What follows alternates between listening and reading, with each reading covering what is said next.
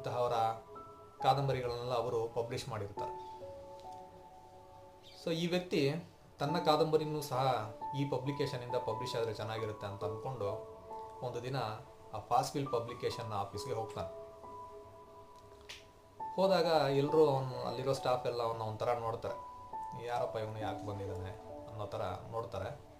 ಒಬ್ಬ ಸ್ಟಾಫ್ ಬಂದು ಇವ್ರ ಹತ್ರ ಕೇಳ್ತಾರೆ ಏನು ಬೇಕು ಅಂತ. ಆಗ ಅವರು ಈ ಥರ ಹೇಳ್ತಾರೆ, ನಾನೊಂದು ಕಾದಂಬರಿ ಬರಿತಾ ಇದ್ದೀನಿ, ಅದರ ಪಬ್ಲಿಷ್ ಮಾಡೋ ವಿಷಯವಾಗಿ ನಿಮ್ಮ ಮೇಲಧಿಕಾರಿಗಳನ್ನ ನಾನು ಮೀಟ್ ಮಾತಾಡಬೇಕು. ಅವರು ಆಗೋದಿಲ್ಲ ಹಾಗೆ ಹೇಗೆ ಅಂತ ಹೇಳ್ತಾರೆ. ಬಟ್ ಹೇಗೋ ಕನ್ವಿನ್ಸ್ ಮಾಡಿ ಅವನು ಆ ಮೇಲಧಿಕಾರಿನ ಹೋಗಿ ಮೀಟ್ ಮಾಡ್ತಾನೆ. ಅವರು ಕೇಳ್ತಾರೆ, ಏನು ಯಾರು ನೀವು ಬಂದ ವಿಷಯ ಏನು ಅಂತ. ಆಗ ಅವನು ಹೇಳ್ತಾನೆ, ಸರ್ ನಾನು ಈ ಥರ ಒಂದು ಒಳ್ಳೆ ಕಾದಂಬರಿ ಬರಿತಾ ಇದ್ದೀನಿ, ಅದರ ಮೊದಲ ವಾಲ್ಯೂಮ್ ಫಸ್ಟ್ ಪಾರ್ಟ್ ಬರೆದು ಮುಗಿಸಿದ್ದೀನಿ ಸರ್, ಚೆನ್ನಾಗಿ ಬಂದಿದೆ. ನನ್ನ ಆಸೆ ಏನೆಂದರೆ ನಿಮ್ಮ ಪಬ್ಲಿಕೇಶನಿಂದ ಇದನ್ನ ಪಬ್ಲಿಷ್ ಮಾಡಬೇಕು ಅನ್ನೋದು